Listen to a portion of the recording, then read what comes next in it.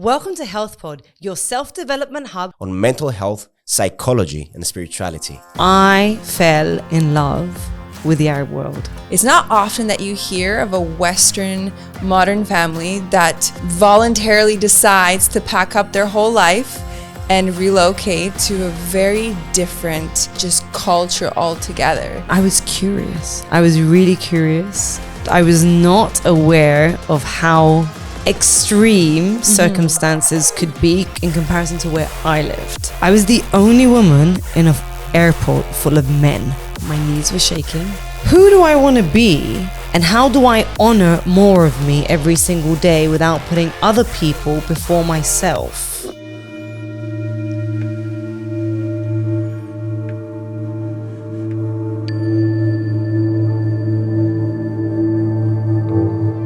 Welcome to another episode on Health Pod. Today, we're going to do things a little bit differently.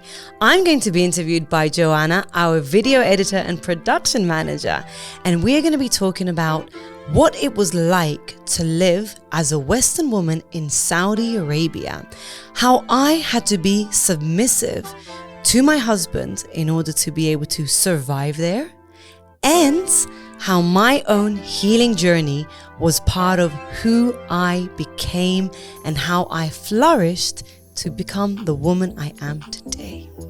Let's tune in and watch the episode. No, I understand why the first episode was so weird for you with Jennifer. You were just like... Because I think the lights come on, the cameras are on, and then you're here now, but you were over there. Yeah. And there was another person watching just all that. The energy. Yeah. Yeah. You feel like you're on the spot. Well, I've never been on a podcast, so this is welcome. Welcome to Health Pod, Oana. Thank you. It's nice to be on the other side. Yes. Interesting. Yeah, it's amazing because you are helping us with the production and the video editing of this podcast, and you've been watching it from the other end, and now you're in the hot seat today. I'm playing around a little bit with our roles in the sense that I'm giving you the opportunity to ask me the questions. Yeah. And we're going to combine it with some of the questions that have come in from our viewers and our Instagram. And today's episode is all about healing the feminine. And what it is that Hélène does exactly, because I feel like you're a little bit of a mystical creature. You have an online presence that's really strong. You organize really amazing events with your husband, Dr. Stefanos. And you do a lot of work with women, but I feel like your work with women is not as heavily advertised and marketed as like your group events. Do you know what I mean? Yes. So a lot of people are still not aware of what it is that you do and how you've been helping women for years. I mean, you've mentioned it on different podcast episodes, but you've never like dived into it, Not that we want to give it away, because I think that it's something that's really special between a coach and the person who is seeking the help and the assistance to really get to the level that they want to be at. But it's nice to know what it is exactly that you're offering and how you can help and step in. So, I guess how I got into it as well. Yeah. And where I began from, working in Saudi and then transferring over to Cyprus and continuing in the line of work of empowering women and helping them reach their goals, but at the same time also tapping into their feminine and understanding more about who they are. Yeah. Which gets lost so often in this crazy world. Because a lot of women live in their masculine energy, and even women who are in business and entrepreneurs like yourself, that are like constantly having to manage and balance a lot of things. So you're always like, go, go, go. You know what I mean? I want to start off by saying how we met. And how I actually got to be in this hot seat, I guess. I actually met you at one of your ice bath events, which came across to me as a sponsored ad on Instagram, and it really intrigued me 6 months ago. So it's been a while. And I found out that you were doing a podcast. So I was super intrigued and interested. And at the time, I had no idea that you and your husband lived in the Middle East for not 1 year, but actually 6 years. So that to me was very fascinating, because it's not often that you hear of a Western modern family that voluntarily decides to pack up their whole life and relocate to a very different, not only geographical point on the map, but just culture altogether. Yeah. I'm really happy to be asking you these questions and really get to know more about what that experience was like, because I know in season 1, you guys did cover, your experience in Saudi, but it was a very general as like a family. I want to know more about Hélène and how your work started there. So take me through the initial point of when you realized, okay, this is happening. We're going to Saudi. We're moving. This is the real deal. It's not just something hypothetical anymore. You're packing your bags, you're getting off, and then it hits you. What was that like? Wow, that takes me back so many years. So many years ago. It feels like a whole lifetime ago. When did you go? What was the year that you moved? So we are in 2023 now. We've been here for 2 years, and 8 years ago. Wow. 8 years ago. Almost a decade. Almost a decade. We went with no kids. So that was a whole process in itself, just making a decision that is solely based on where you would like to explore and where you would like to live in the world. And we initially had many options. We had a choice to live in LA. LA? What? LA, somewhere in Denmark, if I remember correctly, and Saudi. There was one more, but I can't remember the other one. Oh, New Zealand. We actually had the opportunity to live and work in New Zealand. So what we did was, first of all, travel to these places to discover if it felt like a match. The only place that we didn't visit was Saudi. No way. Yes. Out of all the locations we were potentially... Is there a reason why you didn't go? Yes, because you can't get into the country if you don't have a sponsor that will allow you to go into the country. You can't visit the country. So at that closed. time, was there no free tourism into Saudi? No, not at all. Wow. Yes. But it's changed now. It has changed. Now it's much more open. But we had visited Dubai, and I fell in love with the Arab world. Wow. There was just something about it. There was a connection to the desert, to the smell of oud, which is such a strong cultural representation of the aromas that they wear in the Arab world, that I was fascinated by, the interiors of the place, the people as well. And I was curious. I was really curious to not experience it as a tourist, but actually see what life would be like living as a woman in a country that is nothing like my own country. That's a big risk to take. That's a big leap. Yeah. So obviously you were familiar with the culture, right? To some extent. To some extent. I was not aware of how extreme circumstances could be in comparison to where I lived. Right. I was not aware of that. I had heard of so many terrifying stories. Of course, like that's the thing. Saudi Arabia is depicted as like one of the most extremist countries in the Arab world. Yeah. And that's what intrigued me to hear the story of how your work with women started there. And that's why I wanted to know how the whole transition happened. So you had some concept of what the culture's like, but you didn't know exactly. Obviously, you were hearing a lot of things that get really blown out of proportion as well. Yes, which I wasn't aware of. But, you know, I was thinking, could these stories potentially be true? Do women get whipped on their ankles if their ankles are showing? all of these stories that I had heard. So I had heard the very extreme scenarios of heads being chopped off and chop square, as we would call it, and, you know, being whipped if you're not covered. And then I knew of people who'd lived there for 20 years that were Cypriots. So my mind was willing to explore and take that risk to figure out for myself, is this potentially a place I could live? And what would it be like to live there as a woman? And I almost felt like a detective trying to find out the truth. You were really on like a mission to just seek the truth about that part of the world. Yes. And just see if you fit in. Yeah. Right? Yeah, which I didn't. I don't feel like I did fit in. That's Tell me about the feeling you had when you got off the plane and like stepped into Saudi land. So my knees were shaking. Like they were literally. Was there a culture shock when you just started seeing people around you that didn't look like you? So my first shock was I had decided to travel into Saudi with my regular clothes, modestly dressed. And I'm not, you know, not tight leggings, but something that wasn't revealing. But I'd met a Cypriot on the plane and he said, you're not going like that, are you? What were you wearing? Like baggy trousers with a t-shirt.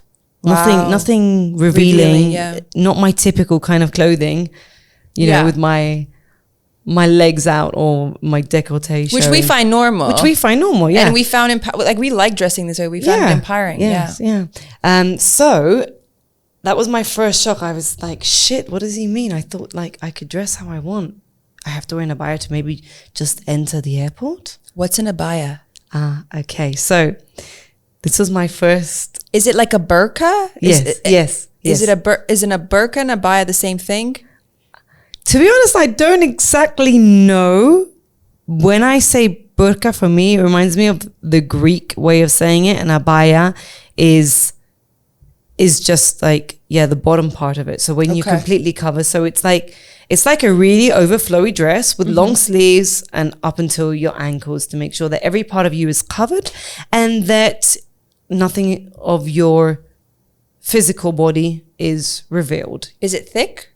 No. Okay. It can be. Depends. Like in the winter, they get thicker. You can get thicker ones. And in the summer, you have summer ones. There's a whole fashion industry around this as well. Yeah. That's crazy. Yeah. It's so you got off the plane and you realized I need to get an abaya. And not only I have to cover my hair. When I arrived at a time when 3 planes from India and Pakistan had arrived with workers. Wow. So I was the only woman in an airport full of men. Oh, they were men workers. Yes. Where was your husband? He was with me, but you arrived at the same time. Yeah, we were at the same time, but I was the only woman. Wow. And I had heard that we would have to take different lanes as well. Like what? Women and men. Wow. So I was freaking out thinking, shit, I'm going to be separated from Stefano. And what do I do? Like, what do I say when I get there? Yeah. So I wrap I do put on the hijab. Yeah. So it's called a hijab. And I covered my hair and I arrive at the officer and I'm so scared I don't even think my voice came out, but he took a photo of me. And that was the photo that remained on my ID card for the 6 years while I was there. Oh, wow. So it's your ID card photo. My ID card photo. And the way that I had placed it, I looked like an egg. An egg that looked just really wrong. Like the way that I had put it, it was covering half my forehead like this. And that photo reminds me of that moment because as soon as I arrived at the office, he goes, "Hello and welcome to Saudi Arabia." I'm thinking, this is not what I've heard. This is not what I expected. Yeah. From a man talking to a woman and being so friendly and being welcome to Saudi Arabia. Yeah. You know, I was waiting in line and my knees, I was so terrified that when my knees were banging together, I was literally shaking like a leaf. Wow. So this is what can happen when we have so much fear mongering around certain topics and certain places in the world, right? Mm-hmm. That are just depicted as dangerous or really extremist. Yeah. And then you're like, whoa, you're so friendly. I didn't expect that. Exactly. But in a nice way. It was really nice. And when we arrived, we had a driver that picked us up and made sure that we were looked after. The whole process was smooth and easy to get into. And the fear slowly started to evaporate with time because you became more familiar with how the country worked and how the religion worked and how the culture worked and people and the way that you were meant to interact with one another. Today's episode is sponsored by Empowered New You, where we hold women's circles, ice bath and breathwork events and retreats across the world. You can find more information on www.drstefanos.com and in the description below. You'll be able to book your events with us as well as subscribe to our email newsletter where you'll be able to find more upcoming events. We hope to see you there. Saudi for me was a place where I got the opportunity to observe a lot. Observe other people and myself as well. Why is that? What did a typical day in the life of Hélène in the beginning of your journey in Saudi look like? So initially I was told that I'm not allowed to speak to men. Okay. Okay, so can you imagine me not speaking, full stop? But like, what if you were going to like a grocery store or something and the cashier's a man? Yeah, exactly. So in actual fact, it's a myth, I would say. It was, you know, you would get into a taxi and the taxi driver would naturally change the mirror, the direction of the mirror, facing upwards so he doesn't look at you. And that's out of respect. What, the middle mirror? Yes, where he drives, the driver's mirror. So you don't have eye contact. How is he checking the traffic? From the other mirrors and his instinct. Wow. Yeah. So that was the first, you know, as soon as you get in the car, you know, I noticed this. So this is me observing, right? Wow. And I'm not speaking with the driver and Stefano's speaking. And I literally, in that moment, realized, okay, Hélène, this is a new role you're going to have to play. Wow.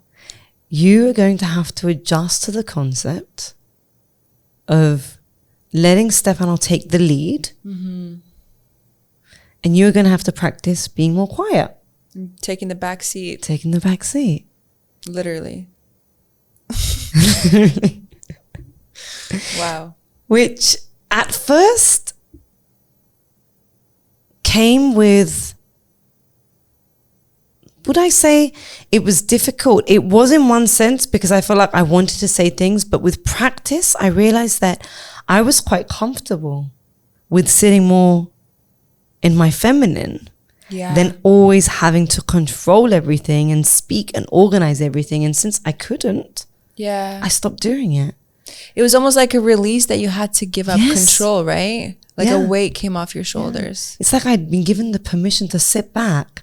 And that naturally gave Stefano a more leading role as a man within the outside world, not within the house. Let's just clarify that. Yeah. That gave me a lot of peace of mind. That's very interesting. That's very interesting because I feel like in our Western society, we're constantly fighting for this equilibrium, like just having equality everywhere. But we are not built that way. No. Right? We're not built that way. Yet we shed judgment on these societies and cultures and think that the women are oppressed, of course, but we think that it's at a far more extreme level than what it actually is. And yeah, it's just really interesting that you actually found peace in letting go of the control. And being a very dynamic woman. Yeah. That wasn't my predominant role. Yeah. I'm very authoritative, you know. You're a leader. I'm a leader. You are a leader by nature and you are empowering. So to step back was actually calming for you. It was calming and it was enlightening. It was an opportunity for me to understand me on a deeper level and change my priorities in life. In what way? In the sense that I was able to run a business in a much more feminine manner. I was able to trust in life a lot more and surrender to whatever the result would be. Yeah. And that attitude actually opened up more opportunities for me, more abundance, and I can even say I was a better wife and a better mother because of it when I did become a mother. Because you were living in your feminine. Yes. And that's exactly. And I just find that I was just listening to a podcast the other day that was saying like the same thing about living in the feminine and running a business from that energy, that you can actually become far more successful than being in your full masculine power, which we think that we need to do in order to lead, but you don't. No. And I think that's something that we have been programmed to believe. We've seen how males run the world, have been running the world. Women have tried to seek equality by doing so in the same manner, as opposed to using our strengths as women to bring about our businesses in that way. And this is where I find that the work that I do with women and helping them lead their businesses and manage their schedules and manage their whole life in a much more trusting and feminine way that makes you feel supported, as opposed to that someone is chasing you. Yeah. Instead of trying to be the masculine CEO, but in female version of a company, why not do it in your own feminine way, right? Yeah, because exactly. we're constantly chasing the same titles as men, but there are other gaps that need to be filled by women because those are our roles, right? Yeah. So tell me about the process of how you started working with women. Like at what point, like what came to you? Obviously you realized like, okay, I got to do something because I got to keep myself entertained. I mean, I think you went through a lot of self-reflection, right? You had a lot of that time to yourself. So I spent the first couple of years, maybe a year and a half, just sitting in four walls. In general, I seem like I'm really sociable. And that I'd be at all the events and partying with, you know, what was going on, which again, by the way, it was done behind closed doors. Like to get to parties, you'd have to be invited. Behind closed doors with people of that culture or expats that were living there? Both. Oh, okay. Yeah, both. Even though I had the opportunity to mingle, which I did try, you know, for a certain amount of time, I felt that that wasn't my goal. Yeah.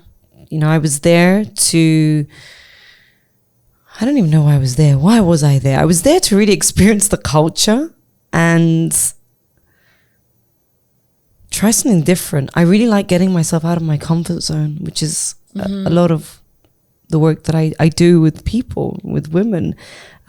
Getting people into the ice or doing breath work, you know, or talking about the hard truths. So I like to get myself out of my own comfort zone and get me into uncomfortable situations where I grow, because I love growth. I thrive on growing and learning and expanding. And if I'm not doing that, I almost feel that what's the point of living in this human body? You're wasting life away. I feel like I'm wasting life. What are Saudi women like? Because I feel like in our Western world, when you come into an environment of new women, you automatically feel this like pressure to kind of be another version of yourself. I don't know, this is what I've experienced. Like I feel judgment. I feel like I need to be overly loud a little bit to kind of be included. I've just always had a fear around being in circles of just women. Do you know what I mean? Even in high school, I was more hanging out with the guys because I felt it was easier to just, they weren't as catty. So I guess what I'm asking is, what are Saudi women like? Saudi women are really not what you expect, because of how the media has painted this picture of women in that part of the world, and as you mentioned, women generally are catty between them, they're actually really loving and supportive between one another and very welcoming. This is my own experience as a Western woman meeting a Saudi woman. I have never been faced with bitchiness from them or hostility or them making me feel that I'm less than in any way. They were always very excited and fond of the idea of having a Western woman that is so out of the box. Yeah. Hang around with them and to bring your views to the table. Yes, yeah. So they can learn. Yes, and they love that. And yeah, I felt a lot of love from them, which it was an overall theme within the country. People went out of the way to help us. Yeah, I actually found that myself just traveling to Arabic countries, that the culture is very hospitable. Yes. Like they're so welcoming. They are so welcoming and they genuinely mean it. Yeah. It's not done out of I need to do it or I'm getting paid to do it. You know, people will go out of their way to help us, which is something, you know, I've lived in Italy, I've lived in London, I grew up in Cyprus. I haven't experienced this kind of care from any other culture. They take the time. So much time. This is key in their culture. Even when it comes to getting anything done, just taking the time to do it, no matter how long it takes off the pressure. Yeah. When you're running a business, when you're going for a coffee with a friend, when you have anything else to do, it always feels like there is so much time to do it because of their attitude and their presence. Because we feel the anxiety of like, oh my God, it's time. I need to do this. And then you're always like on a really chaotic rhythm of just. Which from a psychological point of view, it's interesting that they have this pace. They pray 5 times a day. So it's almost like there's this stopwatch that reminds them, hey, come back to the present moment. Yeah. This is allocated time for prayer. Yeah, because prayer is like meditation for us, right? Exactly. Can you imagine if we had a timer where we would have to stop and meditate 5 times a day? And you really respected that. Exactly. Yeah. Then your whole being, you would resonate in a different way. You're so right. I never thought about that. How much more balanced you would be. Like we find it hard to even just meditate once a day. Exactly. Or twice. Exactly. So this is what I was doing while I was there. I was noticing all the things that I was intrigued by, and I wasn't, a lot of people living there chose to say, you know what, they're like this, or they do this, or, oh, I can't do my shopping because it's prayer time. So, the shops would close at that time. So you would have to leave the shop or just manage your time more strategically in order to get your shopping done. But I found the beauty in that.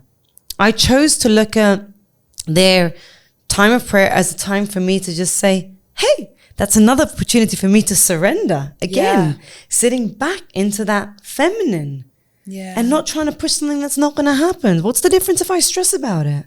It makes no difference. You're not going to change. I'm not going to change years of culture.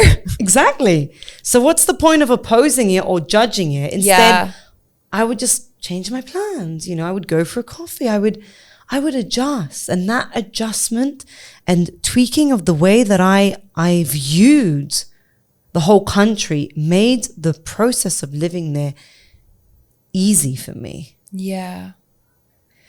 But going back to what you initially asked me, how, as a woman, how did I, begin working there as a woman? And I initially started first couple of years by spending a lot of time indoors with myself, and took a lot of time to do a lot of work on myself and understand, who am I if I can't be who I used to be in my own country? Ooh. Identity crisis. Identity crisis, precisely. Realizing that if perhaps people can view the world in this way and they have this way of living, could my own way of living and my own beliefs have fault also? Absolutely. Because we believe what we believe as a Western culture. Yes, this is the way. Because this is the way, this is the only way we've known, but so do they. So who's right and who's wrong? And is there a right and wrong? Or can everyone just live how they want to live in their own way? But that did put a huge question mark on how I viewed myself, how I viewed the world, and how I was brought up. Very interesting. So with all of those questions in mind, I started to do a lot more work on myself, dig deeper.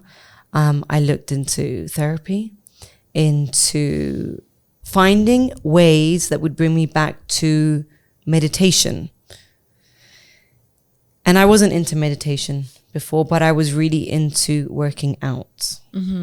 And which is a form of therapy. Precisely. That's what I used exercise for, to keep bringing me back to my body, to connect into my body, to understand that, okay, fuck, I feel stressed today, or I feel angry with myself because I'm not doing enough, or I'm feeling a bit of resentment for being in this space. What am I going to do with this energy? I'm going to exercise. You were using it to bring awareness to what you were feeling. To bring awareness to what I was feeling and to connect to my body and connect to myself and realign. So I was realigning myself through exercise. Now, through this process of me working on myself, we used to live in a compound, which is it's like a closed city, where everything... It's like a gated community. It's a gated community where you get to put your bikini on and swim. Oh, you were allowed to do those things? Yes. Okay. So within a closed gated community, you could do that. Yeah. And go to the gym in my leggings, in my shorts, walk around the compound how I wanted to. So that freedom did exist within closed. Yeah. So you were like in a prison. It was a prison that you were permitted to do what you could do, and as soon as you left that box, you would have to. Yeah, it's like a bubble. It's a bubble, but we all live in those bubbles as well. Absolutely. That's even that's here. thing. Yeah, even within your household, you live in a bubble. Yeah. Within your community, within society. Yeah. So when I started to adjust to these bubbles and these roles that I would have to play in each environment, I kind of got the hang of things. Now, one of my most favorable places to spend a lot of my time was the gym. And that's when In the compound gym, I met quite a few women that would come up to me and say, wow, I love your body. Like, where were these women from? They were Saudi? So initially, the women that lived in the compound were not from Saudi. They were from overseas. They were expats living in Saudi that had a lot of time on their hands. And they were the ones that first approached me. And this is how I realized, okay, I'm getting a lot of attention around the work that I have put on my body. Can you train me? Was their initial response, like, please, do you do training? I want to learn more. So as I do in Hélène fashion, I make sure that I am knowledgeable and I know exactly what I'm doing before I put it out into the world. And although I was doing training with some women, I felt like it was the time to really become qualified in this. And I would fly to Dubai every other weekend and I got qualified as a personal trainer. And what's the best way to promote yourself? Social media. Online. Instagram. Yeah. So I started with posting a few What year things. was this?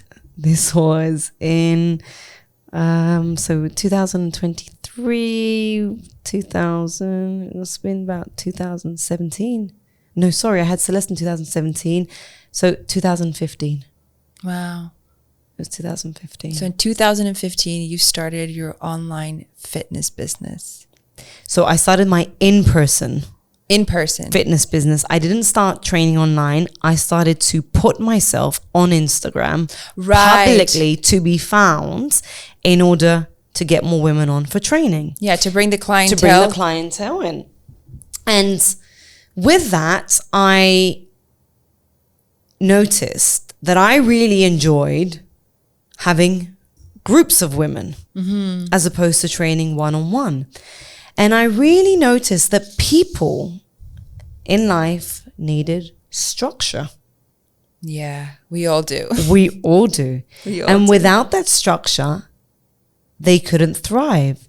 Because if they would show up to one class and then come to another class after, a couple of weeks, or, they didn't have that structure in place and that motivation, then they wouldn't have results. And for me, it really was all about the results. If I've promised to deliver something, I have to deliver it. Yeah. And if I know you're in it 100%, then that way I can make sure that you are going to get there. Yeah. And that's when my boot camps came about. So the concept of having many women together, training them all at once, them empowering each other, creating a community. That's it, community. That's what we're all seeking. And in that structured, elements, they had to commit to a 6-week or a 9-week program. There wasn't, I'll take a couple of sessions. But how did you get them to stick to that commitment? With a really high price. Got it. Okay.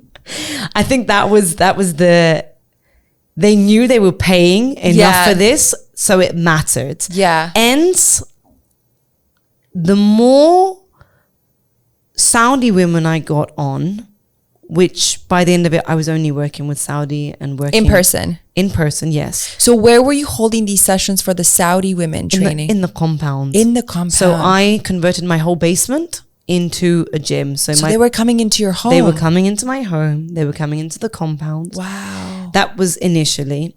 And then I started using the compound's common area because the boot camps became really big. Wow. So therefore we had to expand and find a bigger space. Were they able to express themselves through like fitness fashion when they were coming into your space? Yes. Okay. So they would they would come in with their abayas. Actually, as soon as they would enter the compound, it was like there was this transformation. It's like, yeah, let's get it all out.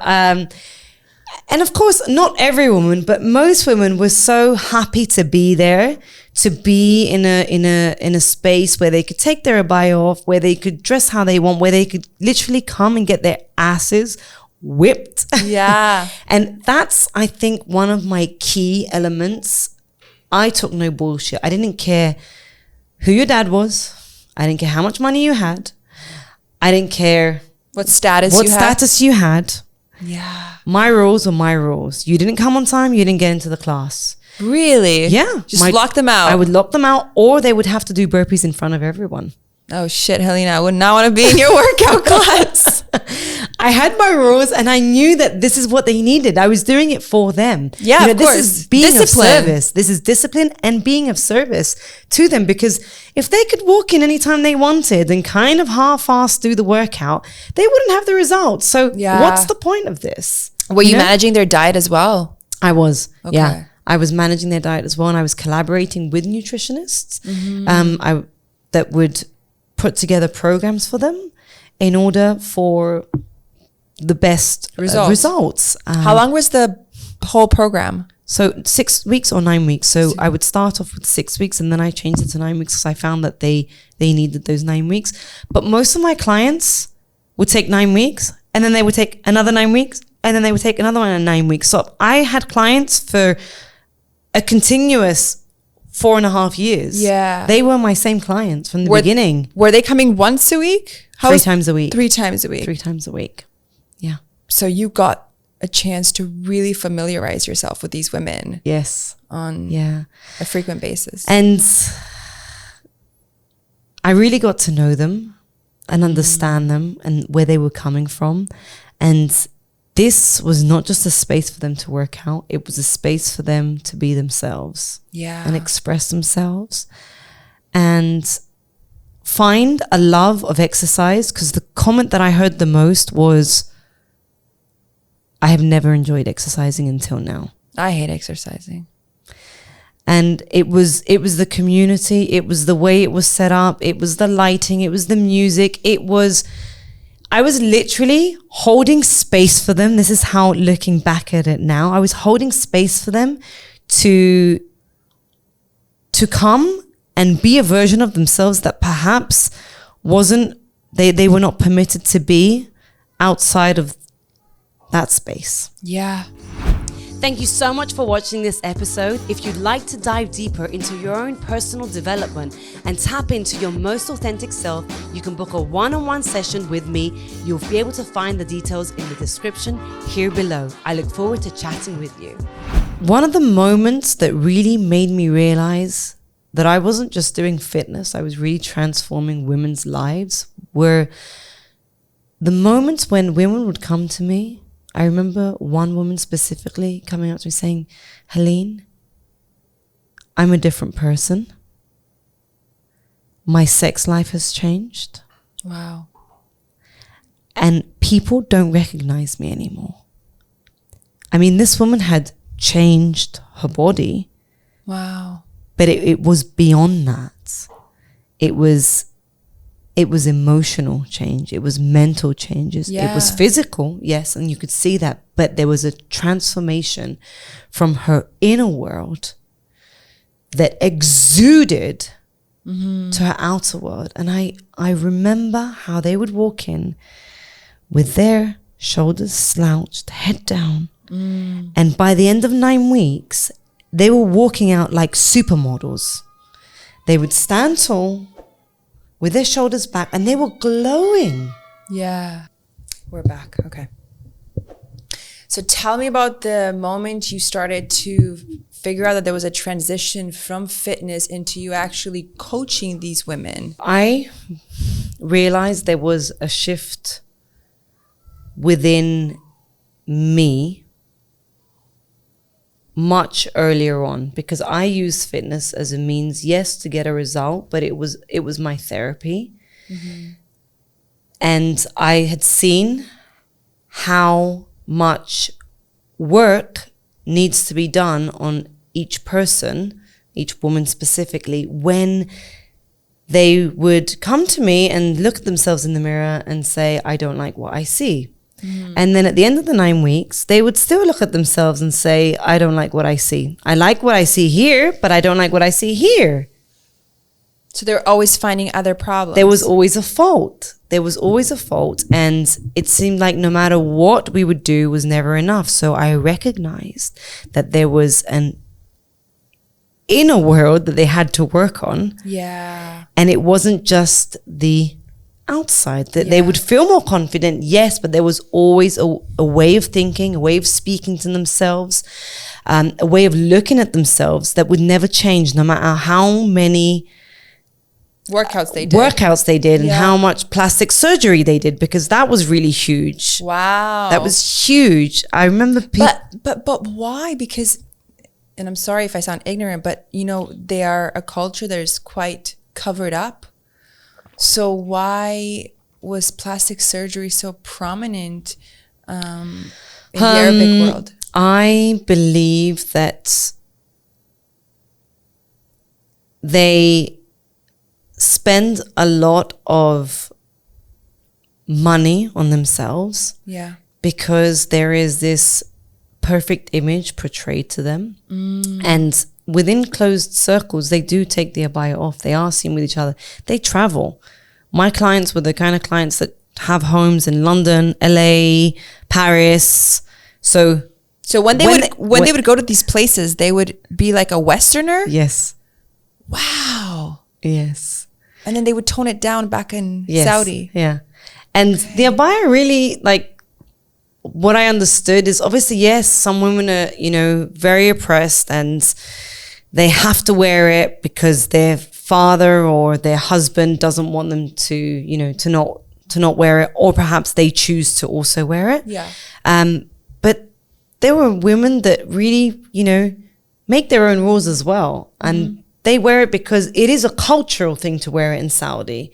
It's it's like a badge of honor. Yeah. They wear it with a lot of pride.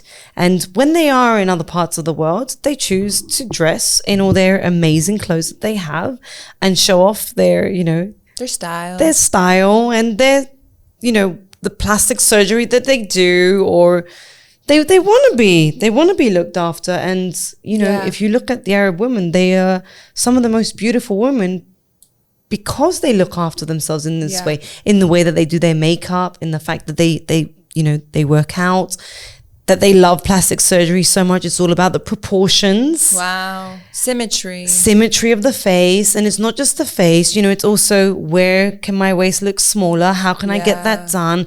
Can I put some butt implants? So that is cultural over there.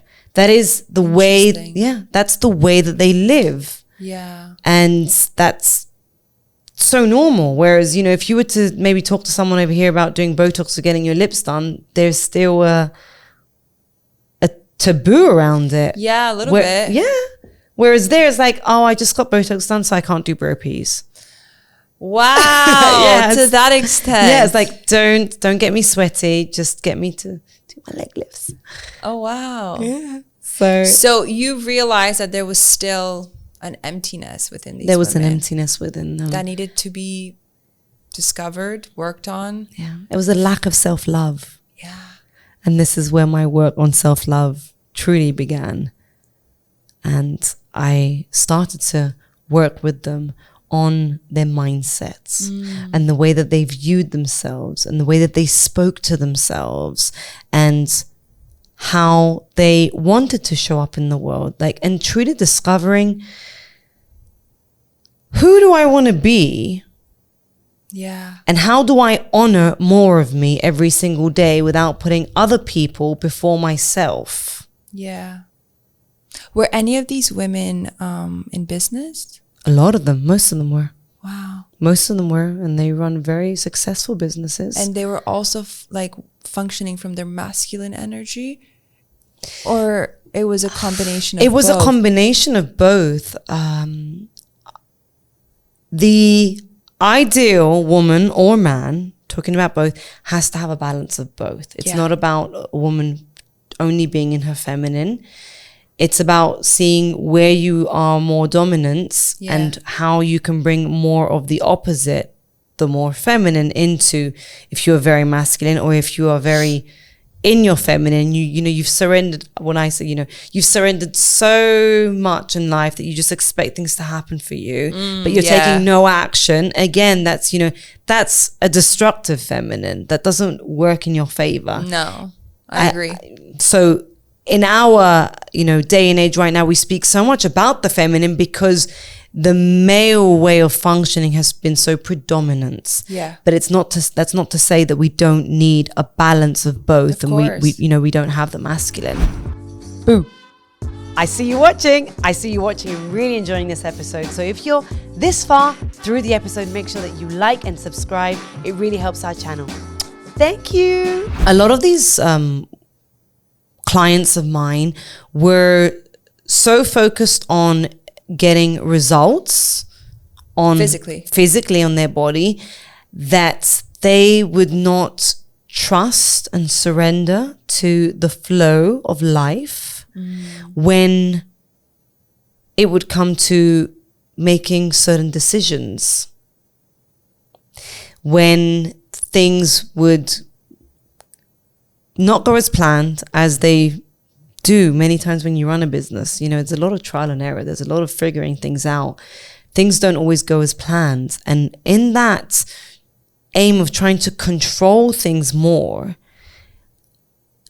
I find that you actually create more stress and tension in those times and spaces.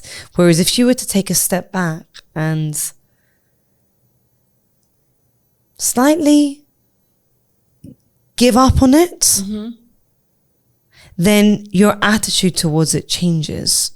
And when your attitude towards the business that you're running changes, then the dynamics and the energy of what you're doing also changes. The people around you that are working for you. Yeah. You know, if you come with that approach of, I need to get things done, they should have been done yesterday. And then suddenly you realize that, you know what, hey, I'm just going to take a moment. I'm going to approach this a little bit differently.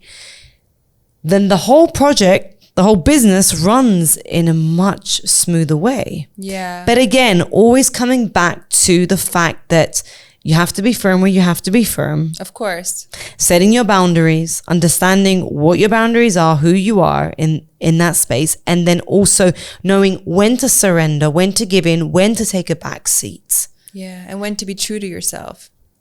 And what does that voice continually try to tell you? Yeah. This is something that we as women forget, because one of our superpowers is our intuition. Yeah.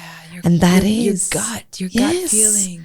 That is your gut feeling. That is leading with your heart. That is not allowing the mind to take over, but to just like sink into the body and feel into what is it that I feel is aligned with the decisions I need to make.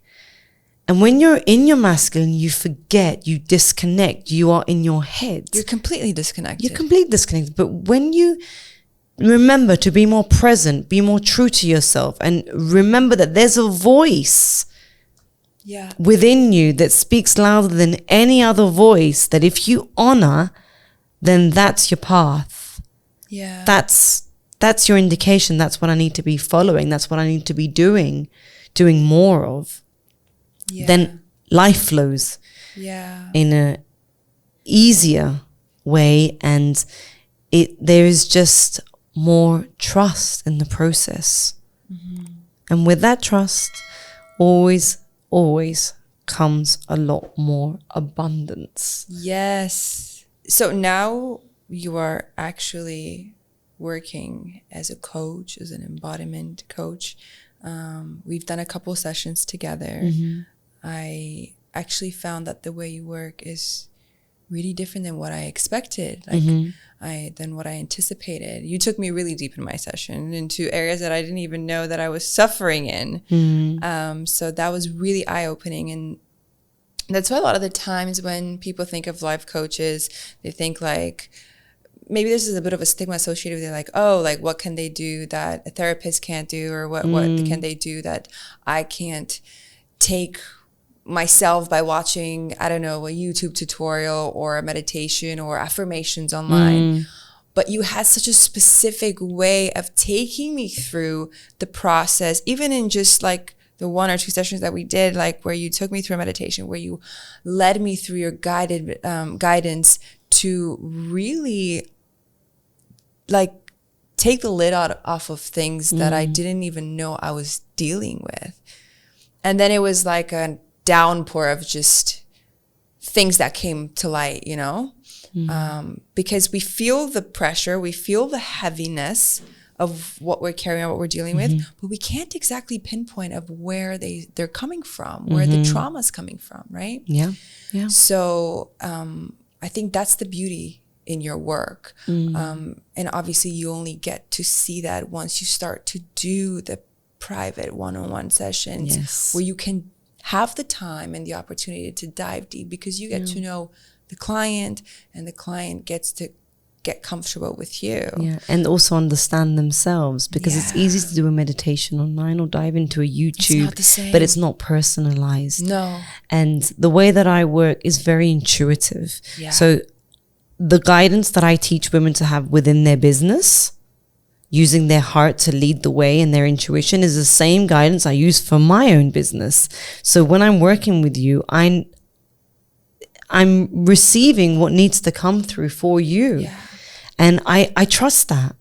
And I've learned that if a message is coming through, if I'm having a thought, then that is what needs to be delivered to you. And there is no structure in it, but when structure is needed, that is also, something that I do with accountability, and making sure that you are doing what you said you would do, as well as recognizing your own emotions and sitting with them most of the times what we choose to do is run away from our emotions. Yeah, it's so scary to sit with what you're actually feeling. But the more we bottle them up, it's like there's only so much capacity your body can take. Yeah. And then you end up feeling overwhelmed and you end up crying. You don't even know why you're crying, you know, because that emotion needs to come out. Yeah. And it's surging through you. It's, you know, it's like this tiger that wants to be released. Yeah. And that's why I use breath work and somatic practices to bring you back into your body, to help you understand where these trapped emotions are located and how you can identify them and what they're saying to you, because every part of your body is also speaking to you. Yeah. And that's also where I use my sound bowls. And I wanted to say that, like, you recently got into sound healing, and I've heard you play them at a couple of your events, and that's something that you're really branching out to. And it's all new to me. Like, it's very interesting, the healing through sound frequencies, and the fact that you can do it from far away and how it works. And it's just, when you're in the room, you feel your body vibrating, you know, you get chills. So you know that it's something there. Yeah. It really works on a cellular level to dig deep into unprocessed trauma, emotions that are trapped in the body, memories that need to come to surface. Yeah. And through the frequency of sound, it's just so healing. It's so healing for myself. You know, like, think about when you sing. How good it feels. How good does it feel? Why we belt it out in the shower. Yes, because you are vibrating. You are allowing yourself, first of all, to bring sounds into the space and releasing through your voice. Wow. And through that release of sound, you are feeling better. Your stress levels get to decrease. You don't think when you sing, so it's almost like you are tuning into your intuition. Really, you know, you are working from a different level of humanness. Yeah, that's why when we observe artists performing, we actually get to see that a lot of them go into a trance. Yes. Right. And finding my voice, because I do the sound bowls, but I use my voice when I do the sound healing, has been one of the most therapeutic things for myself. And finding my own power, which is something that I know I'm going to be putting a course together for women, finding their voice, to be able to express yourself in the most authentic way and have the confidence to know what you're saying, know who you are, and to express that. Whether that's you want to start a podcast and you feel like you don't have anything valuable to say. Everyone has something to say. Everyone has something to say. Everyone has their own story. Yeah. Everyone has something to share, whether it's singing, you want to sing more. All of that connects to our femininity and to our bodies and to sound frequencies, healing ourselves, getting out of the wounds that have been created within women years ago, that we are not allowed to speak, that we need to dress a certain way, that we need to speak a certain way, that we need to sound a certain way.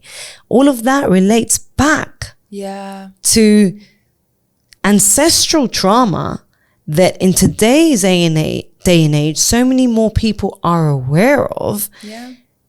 And the more we are giving ourselves permission to speak our truth and share from a place of authenticity and being able to be honest with yourself, then the more you are able to truly live this life in your full potential as our own unique expression. Because we've all come here to be ourselves and to be a unique version of ourselves, but we keep forgetting that by trying to copy each other. Yeah. And that's where I found my own shift when I said, you know what, I don't want to be doing boot camps anymore in fitness, because it feels like it's superficial at this point in my life to only be working with women on that level. And I really want to go deeper with myself and with the women that I'm working with. Hence why, you know, in the last 6 months, we've started doing ice bath events, breathwork events. I'm doing women's circles. I'm holding women's retreats. I've done this course and I'm working with sound healing. I'm performing on stages. Yeah. These are all things You recently started finding your own voice in yes, performing. exactly. So that has been a process of me finding myself and gaining clarity in which direction and healing and healing myself. So by making space, by saying no to what didn't fully resonate and align with me, made so much more space and time for the things that feel interesting and exciting and make me feel alive. Yeah. And this is the work that I do with a lot of my clients. You know, when they find that they're doing something that doesn't align with them, how do you find more of you? Yeah. And how do you have the courage to take that stance, right? Yeah. How do you have the courage to take that stance and say, okay, I'm going to do something for me now to feel good, to grow? Yeah. That really starts from making small decisions every day. Yeah. Start saying more no's. No is also an answer. No is also an answer, and it's a powerful one, and you don't have to give an explanation either. Ooh, that's good, you know, because a lot of people feel that they need to validate their no. And over-explain. And in that... Or say sorry. Yeah.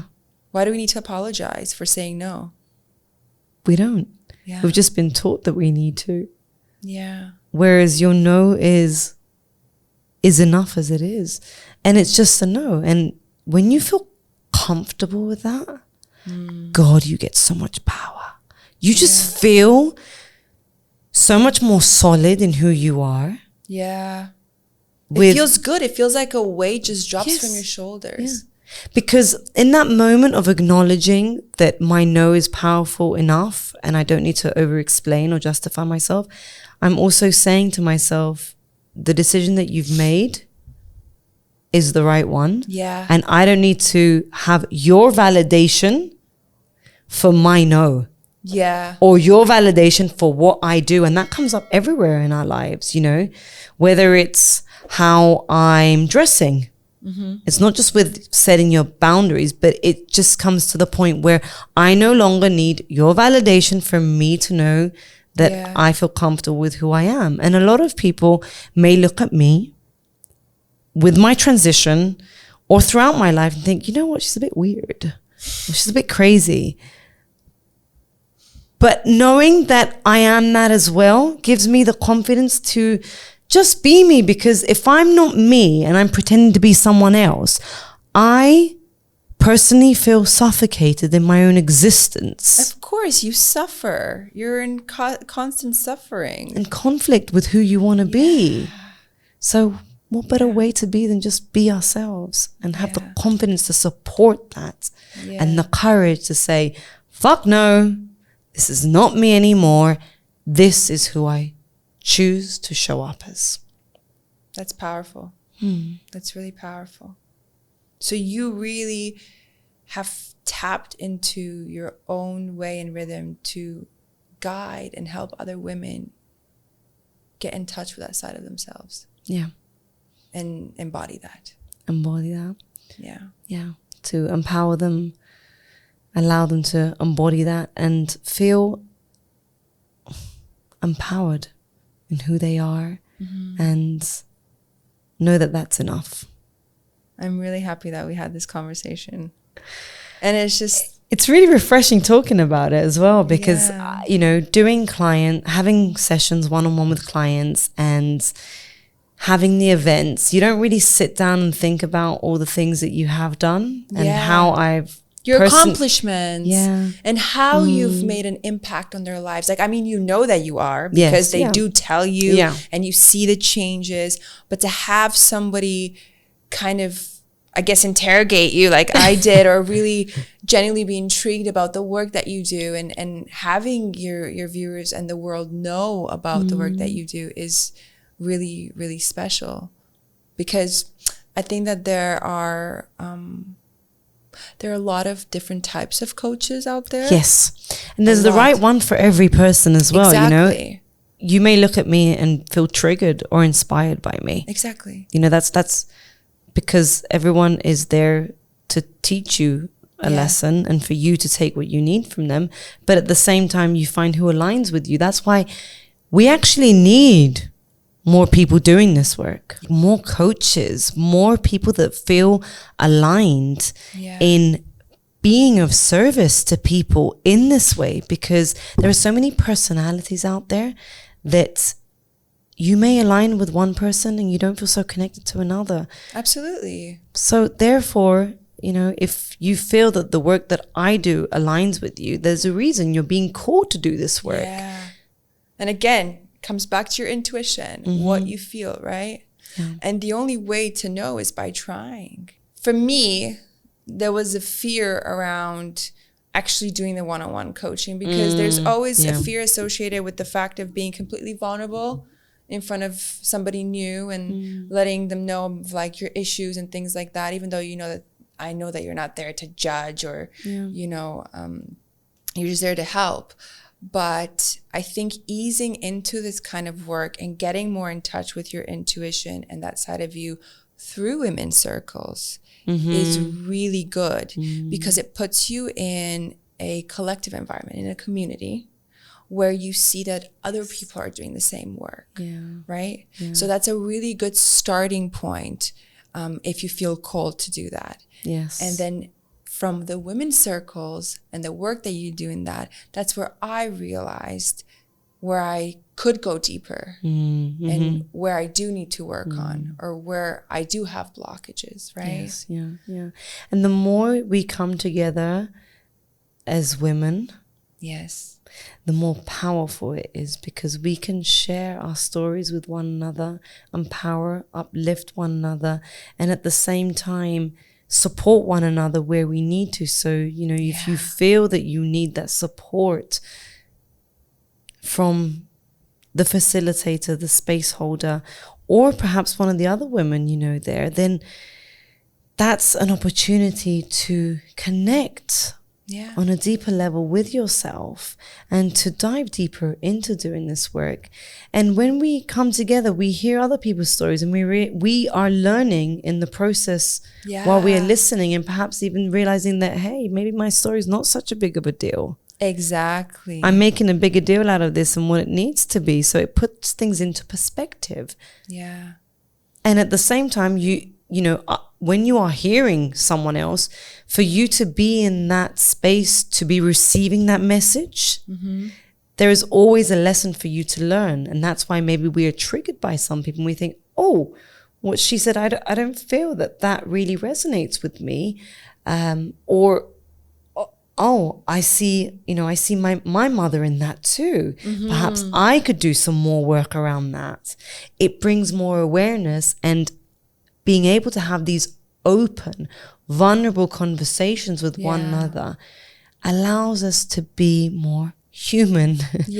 To feel our emotions. And give ourselves permission to speak about them, either one-on-one, you know, on a more private, in a more private session, in-depth level, and in depth, because you go deep. You go deep in the one-on-one sessions, and they are catered, you know, for that kind of depth and awareness and extraction of emotions to help bring you back into alignments and understanding and awareness of what is it that I'm here to work on, and how can I really sit with myself and see what's actually happening, as opposed to the story I've told myself for so many years.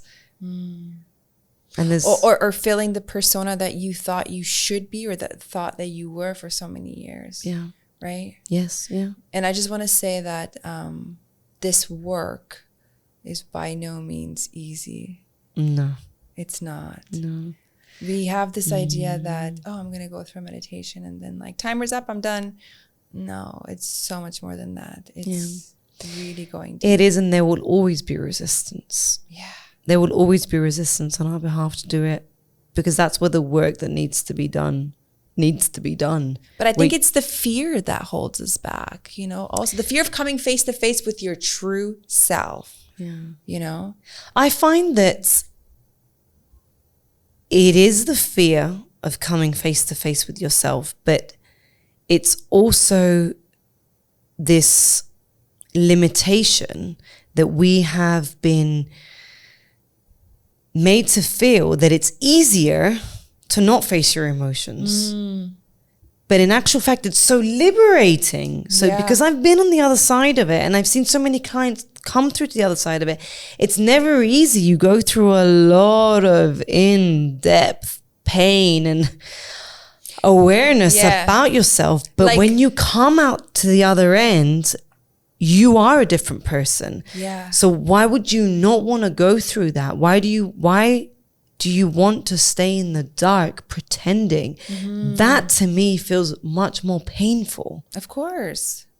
But most people they don't choose to see that. They choose to see, you know, why do the work? I'm happy. Because we are creatures of habit. Yeah.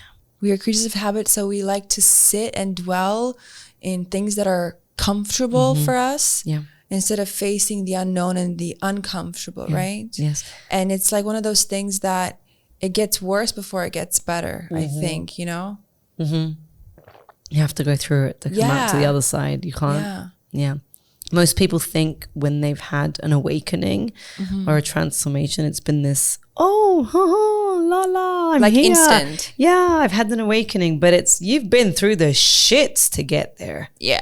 You've been through a lot of darkness, a lot of self-reflection. Yeah.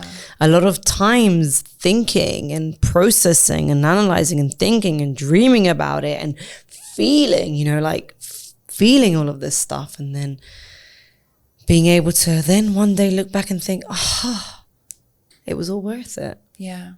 Because I see the world in a different way. I feel different, and I can show up for myself in the most authentic way possible. Yeah. But I do want to say one thing, Hélène. I think that you cannot really start any self-development work unless you're handling some level of self-awareness. 100%. And I think that's really important. 100%. I think the people that are under the belief that they have no trauma are the most troubled ones, because they have never been able to acknowledge that, oh shit, somewhere along the line I must have fucked up, or someone that was raising me did something that triggered me, or my friendship, whatever it is. If you think that, I'm trauma free and I have nothing to work on, that's the trap in itself. That keeps you asleep forever and in a perpetual pattern of never being able to see yourself for what it is, you know, who you are, what you can improve on. I think the people that don't want to admit to trauma they're the ones who maybe feel like when you're saying that they have trauma, it's like you're kind of putting a blame on XYZ from their family or down their ancestry line. But it's not about that. It's about, again, bringing awareness that it exists, that it did happen, and how can we work to heal it or break the patterns. Yes. Yeah. And it's never about blaming anyone, because blaming, again, you're not in the state, the right frequency.